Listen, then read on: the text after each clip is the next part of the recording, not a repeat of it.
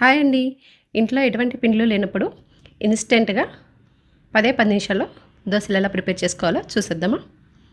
ముందుగా ఒక బౌల్ తీసుకొని దాంట్లో ఒక కప్పు ఓట్స్ తీసుకున్నాను. అలాగే 2 స్పూన్స్ బొంబాయి రవ్వ. మనం ఏ కప్పుతో అయితే ఓట్స్ తీసుకుంటామో ఆ కప్పుతో హాఫ్ కప్పు బియ్యం పిండి. ఒక కప్పు పెరుగు వేసి దీన్నంతా బాగా కలుపుకోవాలి.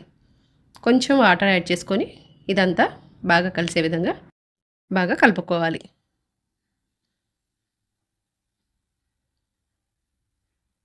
ఇలా అంతా కలిసిపోయిన తర్వాత 10 నిమిషాల పాటు దీన్ని మూత పెట్టేసి పక్కన పెట్టేసుకోవాలి. 10 నిమిషాల తర్వాత ఇదంతా ఒక మిక్సీ జార్లోకి తీసుకొని కొంచెం వాటర్ యాడ్ చేసుకొని మిక్సీ పట్టుకోవాలి. ఇలా మిక్సీ పట్టుకున్న బ్యాటర్ని గిన్నెలోకి ట్రాన్స్ఫర్ చేసుకోవాలి. ఇదంతా గిన్నెలోకి వేసుకొని కొంచెం సాల్ట్, హాఫ్ స్పూన్ జీలకర్ర వేసి ఇదంతా మనం దోశలు వేసుకోవడానికి ఉండే విధంగా పిండిని కలుపుకోవాలి. ఈ విధంగా దోశలు వేసుకునే విధంగా పిండిని కలిపేసుకోవాలి.